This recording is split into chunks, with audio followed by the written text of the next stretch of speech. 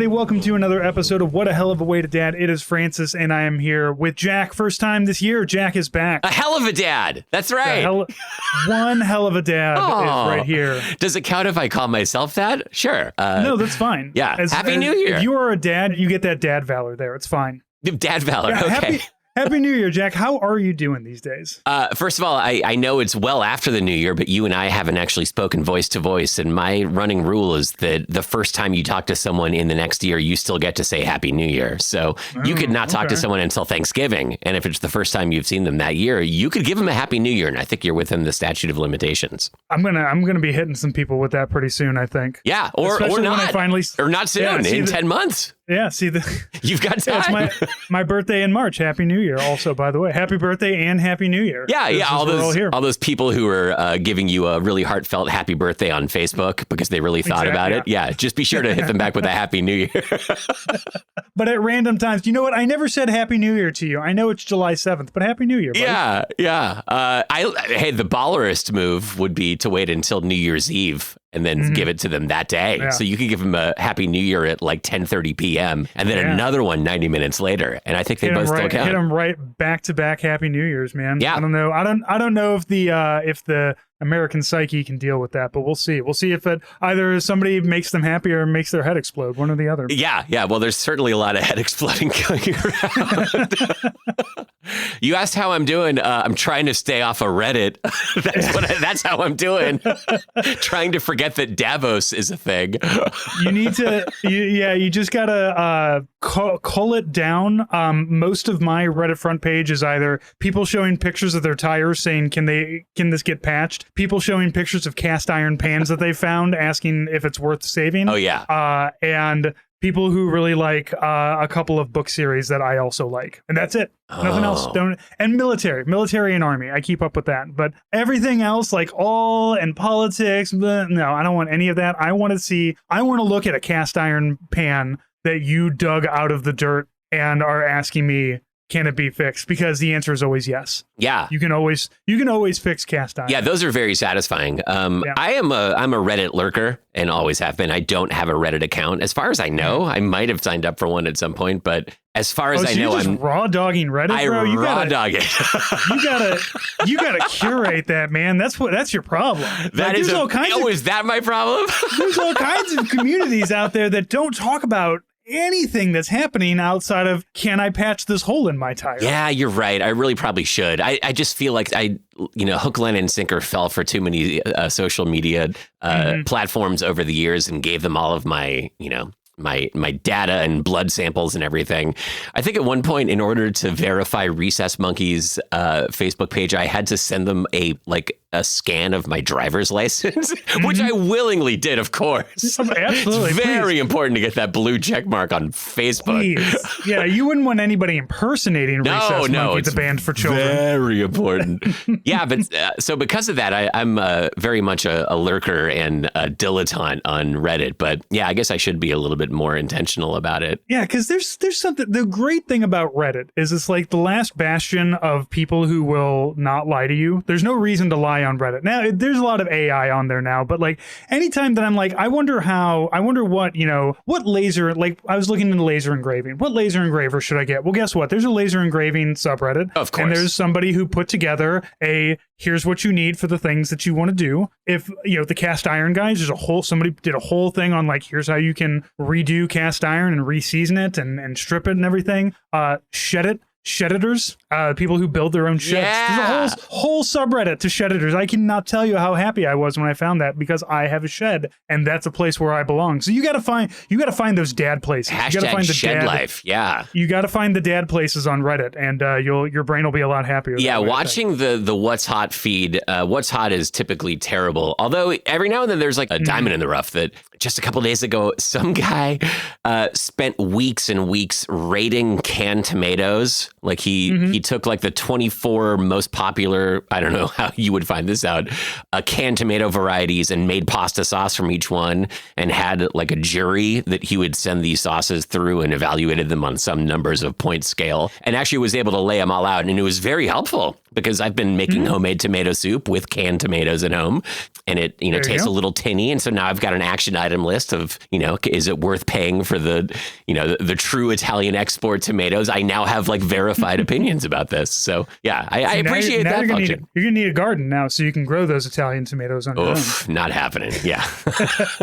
Yeah. Just looking at my my subreddit feed or my feed. I would also say Seattle. There's always a Seattle one, and that's a great place to. Well, I don't know. I like the St. Louis subreddit. I don't know about the Seattle one, but it's a great place to find like all of your neighbors that aren't too crazy. Like it's not next door. Yeah. But it's also still anybody can get in. So last year, the Seattle subreddit was completely losing its mind over what was called the Belltown Hellcat. It was this guy, he's like some influencer, some Instagram influencer who bought a Dodge Charger Hellcat and, took the muffler off or whatever you have to do to make it, louder than a jet engine and would just drag race through downtown Seattle at 2 a.m. And Seattle police, for whatever jurisdictional reasons or whatever Department of Justice limitations have been putting on them, they couldn't do anything about this guy. So, there are people in temporary psychosis because they haven't slept through the night for months because every night at 2 a.m, this guy's just like, and they finally caught him. But yeah, it was Belltown Hellcat watch for like 6 straight months. See, you got to be careful about that because if you did that in St. Louis, your car's going to start getting shot at by like week 2. Somebody's gonna be like, I'm waiting for him this time. Yeah. We get quad bikes all around, and just quad bikes have no muffler on them. I mean, it hasn't been too bad, and I don't mind it like during the day. And this is in the past. This is pre-COVID when everybody was still pretty wild and doing crazy things, like quad biking at midnight. But I always had the idea of like, I think you can put rock salt in a shotgun. It's like not too lethal. It's just, whoa. If they're driving away. Look, like I said, it's rock salt. It hurts. Sure. I think it was in Kill Bill. I should use Quentin Tarantino. Oh yeah, I remember that. My, totally. Yeah, our closest thing to that in Seattle is someone's going to write like a really tersely written think piece and put it up on like The Guardian or something. That's the best we can do here. I'm going to write so many rude things on the cup of coffee I'm making for you right now. Yeah, exactly, totally. Oh, you want non-dairy creamer? Psych, there's dairy in it. Guess what? You're going to be farting all day. Yeah. Yeah, that's only a problem for everybody else, not me, buddy. Oh, it's fun if it's you. It's pyrotechnics built in. So, Jack, you are going on a road trip, and you're going on a road trip to visit me specifically. No other reason. Absolutely. Yes, destination number 1. Destination, St. Louis, Missouri, the place everybody wants to go. But I wanted to talk about it because I have done a number of road trips, and I feel like, road trips are... I don't know if it's a thing that's passed down, but it is like, it's a very American thing. Sure. But also not everybody really experiences them because like, if you live in LA, you're taking a road trip anytime you need to go like 10 miles anywhere because it's going to take you an hour and a half to get there. So I can understand some people might be like, look, I don't want to sit in a car all day driving from one place to another. I already do that. So, you and I have kind of a unique experience on this. But first I wanted to ask, did you do a lot of road trips as a kid? Good question. As a young kid, so just a little foundational context for this conversation. The road trip that we have planned is my family and I are going to fly to Chicago from Seattle, and then we're doing a big clockwise loop from Chicago through Indianapolis, through southern Indiana, through St. Louis, and then back up to Chicago again, too. And the big reason for that is, no offense to St.Louis, but it's hard to imagine like spending an entire spring break with St. Louis as our destination because, I mean, I've been listening. No. I know about Barge Simulator. I've talked to you about it. I've heard you talking to other people about it. I know Multiple about Merrimack times. Caverns. I get it. There's a lot happening in St. Louis. What's going on? But St. Louis is one of about 20 cities in the U.S., maybe 30 cities of about that scale. And so you got to set some like travel policies as a unit. Like if you're going to devote a week to each one of these places, you're never going to get through all of them. Yeah. Spending a week is more of an immersion thing. Like, it'd be the same thing. If I went to Seattle, I'd want to spend like at most 3 or 4 days. Right. But also, like you said, you've got multiple things you want to do. So if you wanted, like, there's no reason to fly to Chicago and drive to St. Louis. That's madness. But we will have plenty of places for you to stop off on your drive on over, because you're going to Indiana and then coming to St. Louis. Yeah, right? yeah. So it's going to be like a greatest hits kind of stop. I think we're going to be in St. Louis for all of about 24 hours, and I think we already know what we're going to be doing. You're going to arch it? You're going to go up in the arch and City Museum? City Museum first, and then a pleasant meal and sleep, and then the arch the next morning, and then straight to Chicago after that. Yeah. Well, then if you're going to be going straight to Chicago, then there are caves. So where in Indiana are you? Well, yeah, okay. To? So that's the context that I was going to give. The reason that we're doing this trip from Chicago through Indiana is that I was born in Indiana. Nate wasn't born in Indiana, but he and I lived. Goddamn Hoosier on my podcast. I know, totally. The first time I met Nate, I was wearing a Bloomington, Indiana t-shirt, which is where I was born. He was like, wait, what? What's going on? Yeah. I feel like everyone that I know has some connection to Indiana, but I lived in Indianapolis for a year, so yeah. Wow. Every Midwesterner has some forgotten link or wanting to forget link to Indiana. Yeah. You're not even a Midwesterner anymore, though. Now you're a coaster. Yeah, I'm the coastal elite. Look at these gold lapels. So we still have some family in Indiana, south of Indianapolis, but my kids have never been there. I was curious to see what they think about Bloomington, where I'm from. Of course, they're big Stranger Things fans, and which was not shot anywhere near Indiana. I think it was mostly shot in Atlanta. So they're curious, how close does Hawkins, Indiana actually match the topography of Indiana? And my memory is that it actually looks quite a bit like Bloomington. So that'll be interesting to see. Plus, my son is a musician. He just had his 15th birthday yesterday. So he's a freshman, but he's college is not like the next decision, but he knows that it's coming up.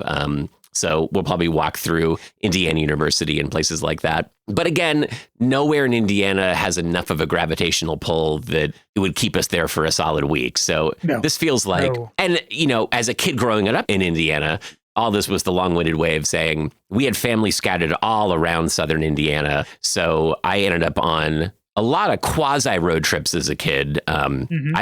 I didn't even get in an airplane until we moved to Seattle and had to come back. So for the first, 8 or 9 years of my life, anytime that we went anywhere was just in the car driving, between, 1.5 and 3 hours to various places around Indiana. And I remember being real bored about it and my dad being real mad about it.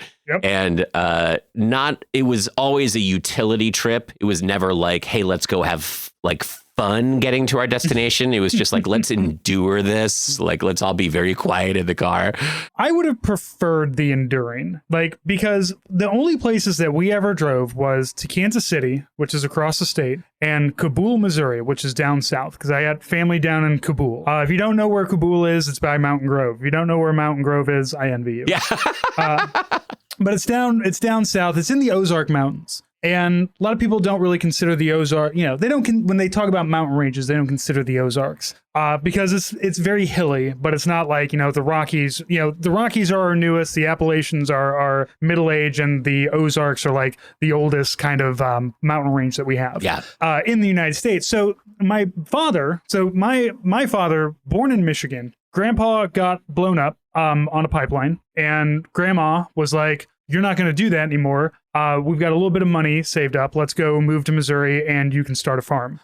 Because this was the time in America where you could just be like, I've decided I'm no longer going to do X, I'm going to do Y. Yeah. And X and Y could have been, I'm no longer going to be a farmer, I'm going to be a doctor. And you could just do that. Yeah. Back in the day. So my father grew up on a farm in southern Missouri in Douglas County.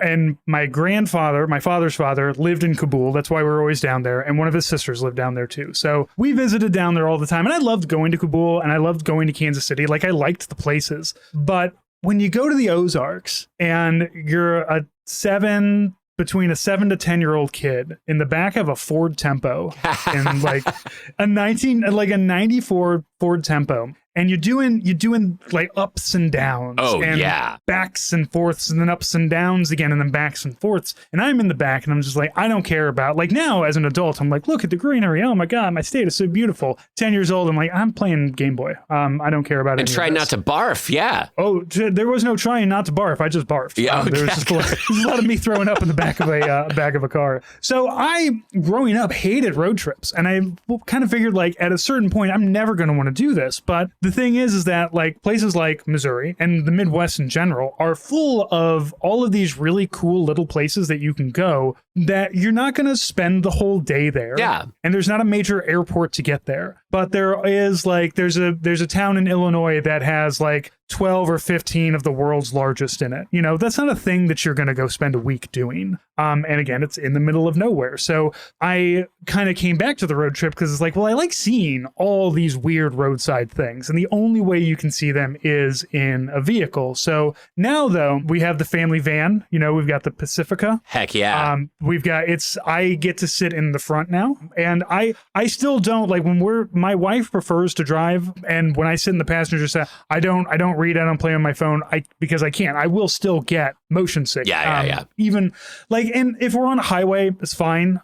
You know, I can be okay. But as soon as you get off the highway and there's left turns, right turns, ups and downs, and I'm not looking around, then I'm going to have problems. So, you know, we talk, and you know, it's a good chance to talk, keep the driver awake. You know, if you're driving across the state, very boring drive across over to Kansas City, but it's a lot more comfortable now. So I don't mind it. You know, we kind of threw on a, like, you edited the episode. We went to Kansas City for like the Hallmark movie Christmas celebration. Yeah. Yeah, it's just like, it's 3 hours. We can do that. Like I went from, I never want to drive in a car longer than like 20 minutes to the proper Midwestern dad thing, which is it's only 8 hours. We can drive that. Yeah, totally. We just have to wake up at 4 o'clock in the morning and get on the road before the sun's out. Yeah, we did a couple. Anytime, that was the other one. The other road trip was back to Michigan. We had family up in Cadillac, Michigan. And it was great because they had property that was right next to this big river, the Piney River. And so it was just the entire week, you're just hanging out around a campfire and throwing rocks in the creek. There was a wooden bridge you could hang out. There's a lot of like, if you're one of those kids that likes to run around the woods, which I was, it was fantastic. I had a lot of fun, but that was like a 7-hour, 8-hour drive. Yeah. And like, yeah. And so dad, who's just like, we have to maximize our time. I'm going to spend as much time as I can with my Michigan family. So we're going to wake up at 4 o'clock in the morning and just haul ass north and then be there by noon. I don't know. I feel like it's one of those things where like I like the idea of the concept. It's just the way that it was being executed for me was not the way that works for me. It's like, okay, how can we reconfigure this? I'll get a better vehicle. I will leave at 8 o'clock in the morning like a normal person. Yeah. So you don't hate the world for having to live in it. Yeah, totally. And just like, you know,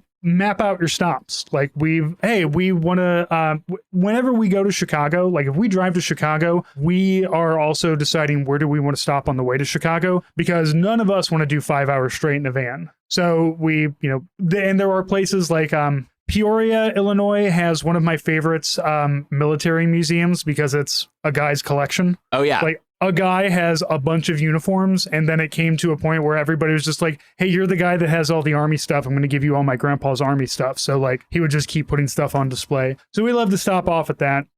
Springfield, Illinois, great. You know, it's got the Lincoln Library and a whole Lincoln Village you can visit. You know, not really the log cabin that he grew up in, but there is a you know, of the time village that you can visit and go inside of some of the buildings. So I have learned to enjoy the road trip, I think. Yeah, but that guy, by the way, with the military museum, like the unplanned military museum, can you imagine being so much of a pack rat that eventually people just start not only giving you their stuff, but like wanting to buy tickets to see it all? I love that idea.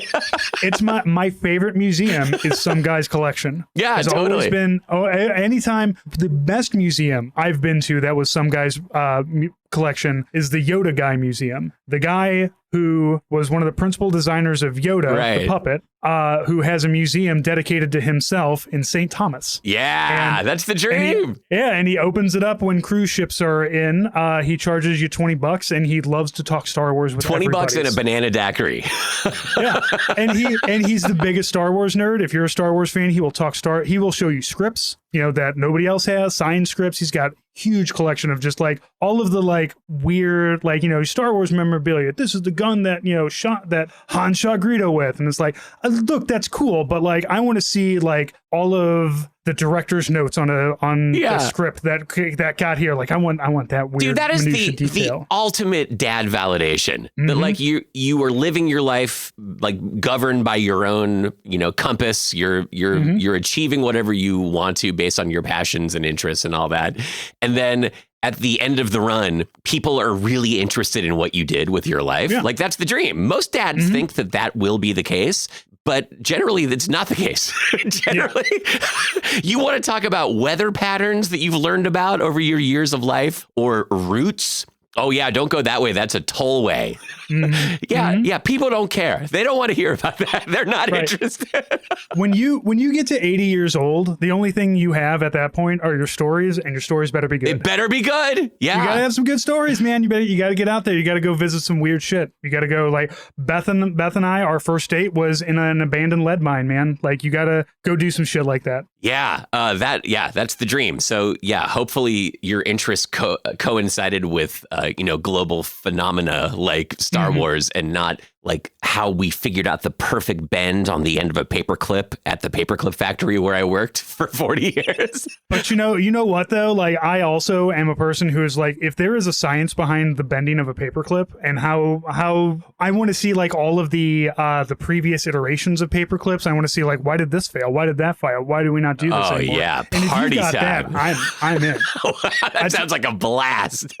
There was also in St. Joseph's, Missouri, there used to be a vacuum cleaner museum because there's like the only factory that made American-made vacuum cleaners is in St. Joe, Missouri, and they had a museum, and it was a free museum because it's just like we just have a thing that you can come and check it out, and they had it like broken up into decades, and there's like here's the vacuum cleaners of this decade, but the space would be like a house of that time, like what the living room would look like in the 60s or 70s, so like shag carpeting or pile, the high pile carpeting and just all the things that they use. And I remembered like, oh, my mom has that canister vacuum from the 1970s. And thanks, she's upgraded since then. But that was also another one of those, like somebody's just like, can I tell you about vacuum cleaners for an hour? And it's like, absolutely, you can do that. I am invested. Yeah. The cool thing about that museum is no matter which vacuum cleaner you're looking at or what stories they tell, you can guarantee it's all going to suck. I'm going to... Thank you. Hey, I tell you. Thanks for subscribing, everyone. This is the free episode. This is what you get. This is what you get for free. Imagine what you get when you pay for Amazing. it. Yeah, we one of my favorite little things that we learned there is that vacuum cleaners have lights on them because it used to be that they plugged in. You would have to unscrew a light bulb and plug your vacuum cleaner into that. So you were losing your light. Now, obviously, today we don't do that anymore. But people are so used to a light being on the vacuum cleaner that they will think it's cheap if there's not a light on your vacuum. Yeah. I just figured it was the vacuum cleaner could see better when it was getting in those dark places. I want you to be able to see what you're sucking up down there. It doesn't help me at all while pushing it. And I do think that we're kind of moving away from that. Like all the stick vacuums, some of them have them, some of them don't. My current one does have a light on it. And it is good because I use it all the time. I have a hardwood floor, so like it helps me see. I have a hardwood floor and I have a large white fluffy dog. So the light really illuminates all of the dog hair and I can go and find it and suck it up really easy. But yeah, I mean, you gotta find these little places on your road trips and learn all kinds. The minute that we're done recording, I'm going down to the basement to see if our vacuum cleaner has a light on it. I have no idea. Yeah, you got it. And then if it doesn't, you got to throw it the fuck out. This thing sucks. Get rid of this trash. Yeah. Can't see anything with it. Yeah. So most of my road tripping experiences as a kid were pretty lame. There was one trip I remember taking when I was maybe 4 or 5 years old where the entire extended family loaded into 2 big old like Chevy vans, the kind that could fit like maybe 8 or 10 people a piece. And those big conversion vans. Yeah, exactly. Yeah, we loved them. We had one of those, the one that had like the modular table with the chrome post that you could set up in the back. Why do we have that anymore? It's incredible. I totally agree. Why do we not have a van that has a Super Nintendo built into it anymore? Because I remember conversion vans. Oh, like totally. that. Oh, we didn't have one that nice. There were the ones for a while that had like the CRT built into the ceiling and like that big bubble top. Ours was not that cool. That would have been amazing. thing. But I do remember the table, big chrome. There were a couple spots that could receive this chrome pipe, and the table would nest in it, and it was both a regular eating table, but also a poker table, and with like chess and backgammon built in. Like this thing was all about recreation in very analog ways, like we had in the 1980s. But yeah, so we jumped into a couple of vans and went west through Montana, like Glacier Park, Yellowstone. We went up into the Canadian Rockies, like Banff and Lake Louise. And that was actually super fun as I remember it. Although we were driving through, oh man, am I forgetting where this was now? It was somewhere in Iowa. Oh, Des Moines? Is that in Iowa? Yeah, that is. Yeah, it was Des Moines. I was riding in the van along with many other family members. We had just gotten dinner at some restaurant that gave the kids those super crummy like balloons on sticks. Like they couldn't afford helium, so you just hold it with the stick tied on. This is like 1983. With it. Yeah. I looked out the window. We're like pulling into an intersection about to like hang a left. I think I looked out in the window and saw a motorcycle that was kind of approaching us pretty fast and didn't really think of it.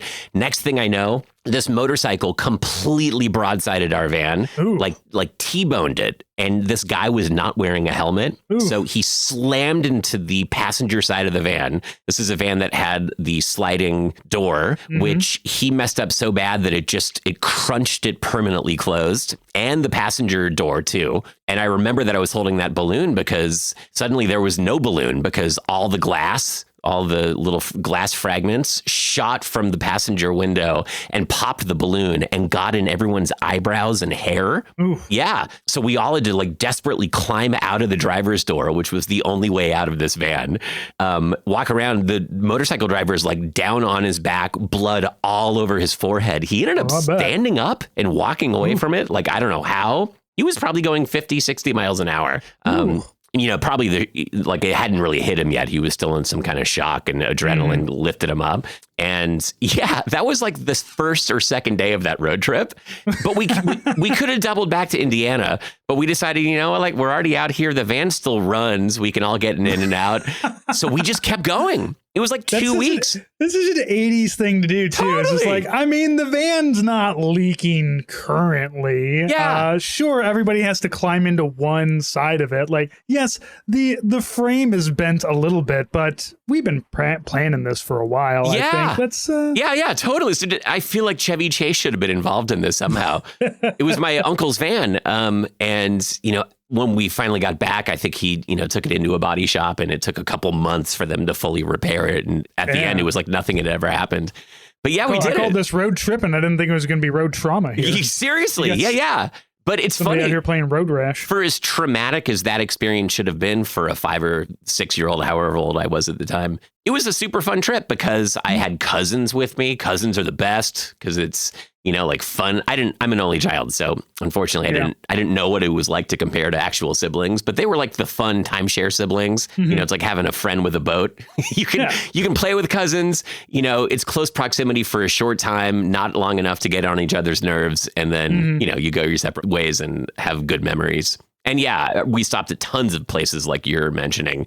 Lots of weird, like caves and, roadside attractions along our path. And I don't know that our kids have had that experience yet. We've done a lot of driving around and tried to pre-plan things like that and pull over when things look cool. I don't know if we've recreated the magic of that or not. We'll have to get them on the podcast in 20 years to think back to their childhoods and what their salient memories are from this. But yeah, I think those unplanned things are really great. And, slowing down enough that and knowing the constitutions of the people that are in the car with you of just what they're going to need. Like, after something exciting, we're all cool to be in the car for an hour or an hour and a half. It's actually better. It's just kind of everyone's chilling, maybe social, maybe not. Like this is just a good chance to reset. But you get to a point where it's like, we should really do something right now, not just drive. Yeah. Thankfully, our daughter does not get car sick when she reads in the car. So, and she doesn't get car sick at all. Thank God she didn't get that from me, because that's the same thing. Like we get done doing something, or like we pick her up from dance, she's dancing. She's got to be around people. She wants that quiet time. So she sits in the back and reads a book and doesn't talk to us, which is fine. I understand. You were just at dance class talking to people. So yeah, I do enjoy the road trips now. You like you said, understanding how everybody else feels in the vehicle and being salient to that, I think is important because, and I have nothing but good things to say about my father. Like, I want everybody to understand, like, anytime I criticize my dad, fully with love, but sometimes he did not understand that other people's brains didn't work the way his did, or other people's bodies didn't work the way his did. And I understand that because that's something I struggle with, my daughter sometimes too. It's like, why can't you just do this thing? It's like, oh yeah, your brain is like, you need drugs to make your brain function that I don't need to take. And, so that's, of course, there's going to be those problems. So my father, and we didn't really, I will say my father did take me, just a me and my dad road trip to New York City from St. Louis. And we stopped off at Coopersville Baseball Hall of Fame. We stopped off at a Air and Space Museum in Pennsylvania somewhere. We went to Niagara Falls. We spent some time in Canada, spent a few days in New York City, and then drove home. How old were you? I am going to say between 10 and 12, okay. I think. Before things got all weird, before all those chemicals started turning into a real middle school creep. I was thankfully never like that. My parents, by the time I was born, and after my sister kind of ran them through the ringer, because I'm not an only child, but my siblings are much older than I am. So by the time I came around, it was a lot of just like, I don't know, just do whatever. Just don't make people call us, all right? Don't make it so that people have to make a phone call to us. It's like, because like it's so true. I'm that guy. I'm the guy who I grew up like. I remember going on a date with a girl. We saw a movie. Got out of the movie. I realized like, oh, I'm not going to be home in time for curfew. And parents are always like, well, even if you're not going to be able to, we want to know. And it's like, okay, I'm going to call. And I dug up a quarter and found a payphone and hit the buttons and dialed my dad, and it was probably like 12:30 in the morning, and he wanted me home at midnight. And it was just, I'm calling, and my father picks up, and I hear, ah. I said, hey dad, it's Francis. He's like, okay. I was like, yeah, the movie ran late. I just wanted to let you know I'm heading home now, but it's after, I know it's past curfew. I'm sorry, I'm on my way home. He's like, and then hung up. He was never like, I can't believe you did that. He was just, because he knew that like, if he's got this kid who is like, Dad, I'm so sorry that like I'm a half hour late, and then like the kid before that was the one who was sneaking back into her room at 4 a.m. I think he was just like, all right, that's cool. He's fine. Yeah, totally. You were the kid after Ferris Bueller. Like you had it made. You were Ferris's sister. I had it pretty easy too. No, but I was never trying to get them in trouble. Luckily, the gap between all of us was enough that you weren't in competition. You were. Yeah, we never fought with one another. Yeah. My sister is like 7 or 8 years older than me. So like when I came around, she's already like, oh, a new baby brother, I want to help out, things like that. Yeah. I mean, having older parents is really the dream, I think, because, like they're not going to sweat that stuff. They just want a solid bowel movement. They just want like your issues, and your 30-minute of tardiness is so low on my list of priorities. Like I got sciatica. That's the dream. And my brother would give me shit too, because he's like, you got away with a lot more. I was like, yeah, because thankfully the two of you beat them down to a point where by the time I came around and wasn't either of you and was a good kid, then it wasn't a problem. Yeah, they're Krusty the Clown by the time you come around. Exactly. Well, by the time it wasn't until I was born that my dad quit smoking. So, could be me. I had apparently when I was 6 months old, I had a really bad coughing fit in front of him while he was smoking. And my mom was just like, all right, you get it now, right? And of course, my mom didn't quit smoking until I was 18, but But she was smoking light cigarettes, so that was fine. And she was smoking, she wasn't smoking in the car, Yeah. Well, she stopped smoking in the car when I was like 10 or 11, I think. That whole sibling thing, like equity, like, so our kids are 3 years apart. So, they've, aside from elementary school, they've never been in the same school at the same time, even though the middle and high school where our kids go are essentially the same school. There's still like a very clear separation between them. So they feel like they're going to different places, but they're still close enough together with a strong enough memory and I'm talking mostly about my son, of whatever regulations he had to live under 3 years ago. I know if I don't hold like the same standards for her, I'm going to hear about it from him constantly. Like, well, that's not fair because X, Y, and Z. I had to do all these things. So I do find myself instinctively being a hard ass more than I know I even should, purely so that my son doesn't yell at me. And I think it's fair. It's totally fair on his part. You know what? But Jack, also you can look at him and you can say, and that was wrong, and I am sorry. Oh yeah, I can never admit I was wrong to my son. Yeah. I'm never. Are you kidding? Oh man, I was admitting I was wrong to my daughter just this morning about some shit. So like, it's fine. I know. I'm joking. Some circumstances are different. Like I was really rigorous about my son checking in at the end of each day because our kids use the train here in Seattle to get back and forth to school. And I always wanted my son to check in and let me know after school who he was walking to the train with, just so I would have a point of contact in case something weird happened. And if he reported that he was walking solo, I would be live on the air when I had my Sirius XM job at this point. So like, I'm incapable of doing anything to help, but at least I want to know. Like, I want to know, is he where he is supposed to be?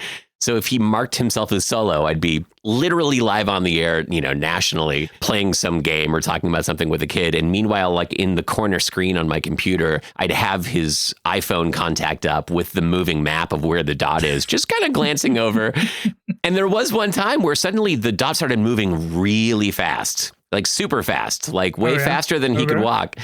And I'm like, what is happening right now? Like, I'm on the air, I'm not going to terminate this call because, I don't want to overreact to what's happening. I'm sure there's a reasonable explanation for this. I'm sure as you're telling the story, and you still have your child, that it wasn't a kidnapping. Yeah, right. Exactly. But, it was early in the school year. It was the first time this had happened. And it's like, well, this is what it would look like if suddenly he got picked up for some reason, if he's in a quickly moving vehicle, not walking to the train. And yeah, like some friend of his parent, saw him walking and the friend was in the car and they offered him a ride home. He's like, well, yeah, sure, I know you, so I'll take the ride home. But it took me 10 minutes of feverishly being live on the air and watching this happen to figure out what was going on. But now, like when my daughter is in the same predicament, it's 3:05, school just got out and she reports back that she's walking home solo. I'm not live on the air. I don't do anything. Like I'm not watching at all. I'm like, all right, I guess I'll see. That's the time when I lay on the couch and stare at the ceiling. Yeah, so totally. You're going to have to move your thing around because I'm not moving my thing around. Yeah, I mean, like I'm doing leg presses at the gym and it's like, well, okay. I mean, there's nothing I can do about it here. I had multiples for a reason. Yeah, totally. Yeah, this is just called survival of genetic information. It just has to. I mean, there's one line. That's all we need. The more children you are, the higher factor of disposability there is to each one, right? So true. Yeah. Anyway, but yeah, so I find myself like kind of internally scolding myself of like, I gotta be more of a hard ass just so that she has the experience of knowing what it's like to have a parent who's like an unreasonable hard ass about stuff like her brother had. Like for equity, like it's insane. Of course she doesn't need that, but. And look, this is the same thing also that like everybody in the Army ever does. Like a guy will finish basic training and will step out with his brand new boots, brand new uniform, fresh orders in his hand to go somewhere and look at a guy who's about ready to start basic training and be like, it was harder when I went through, bitch. Yeah, and then of course. Just leave. That's it. I mean, it's 10 weeks, man. There's a 10-week difference here. But every soldier is like convinced, like, well, it was harder when I went through. And I think that the problem is that soldiers think that that's like a virtue and not a, like, it was harder. I got my ass kicked and my knee pops every time I do this now, but it was so much better when I went. No, it wasn't, man. It wasn't. I can tell you all the ways it wasn't better when I went through basic training and all the ways it's better now. It's fine. Yeah, totally. A lot of people just like to be abused, I think. It's like, why aren't we abusing these children anymore? I was showing my wife some of the punishments that are in the Army. Like if you, I have seen this before, seeing a private have to carry a plant around, like a potted plant. And if you ask him why, it's because the sergeant said that he is such a waste of oxygen that he has to carry around a plant to apologize to. I've seen gigantic wooden cutouts of M16 rifles that weigh like 50 to 60 pounds because somebody left their rifle somewhere and a sergeant came by and found it. instead of one of your buddies. And so now, to never forget that you're not supposed to leave your rifle, you now have to carry around a 50-pound wooden rifle with you. And it's gigantic. You're taking the chow hall with you, buddy. You got to do it. And these are adults. Jack, these are adult men that are doing the punishment, and adult men who are like, yes, I will carry around this potted plant, and I will apologize to it. Thank you, Sergeant. Thank you, sir. Thank you for the opportunity, sir.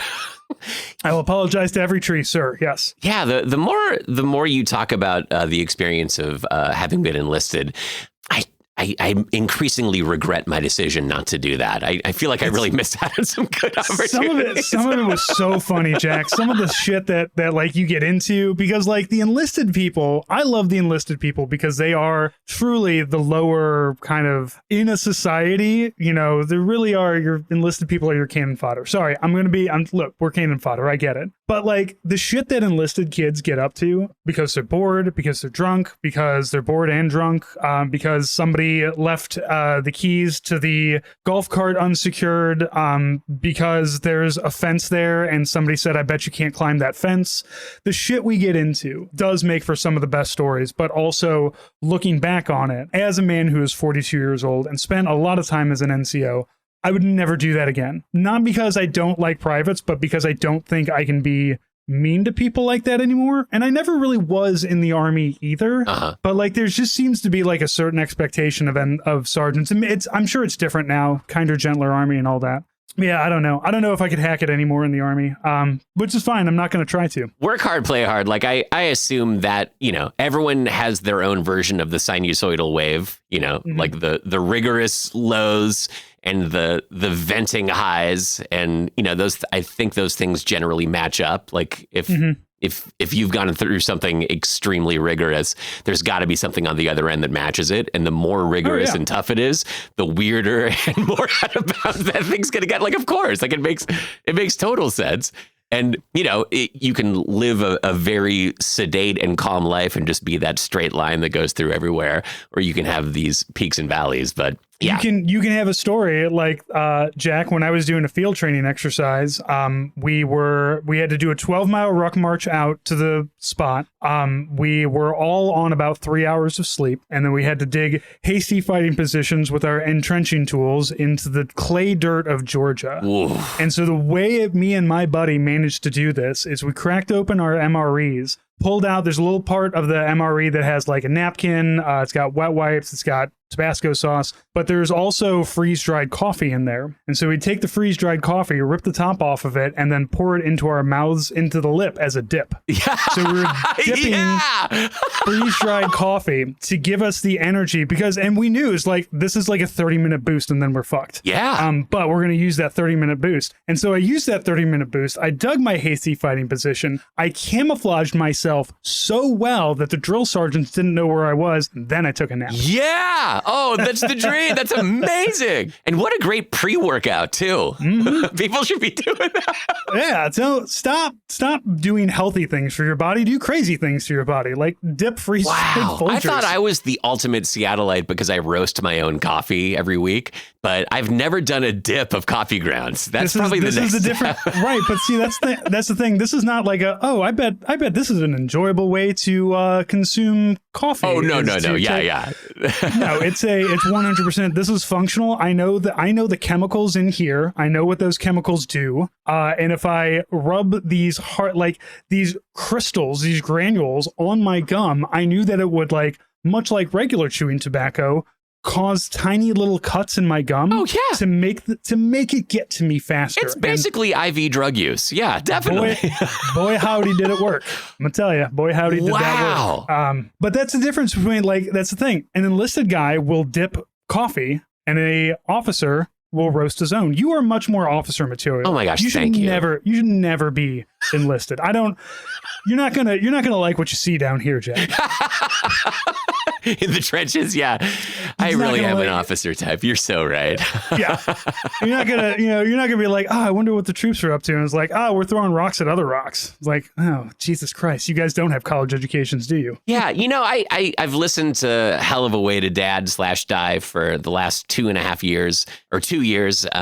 And I've always felt, you know, not alienated, but somewhat separated from the culture of enlistment and the stories and experiences that you've had. But if I start listening and just assume that I'm an NCO, maybe this show makes more sense for me. Maybe. Well, Nate was an officer. You just have to assume things as an officer.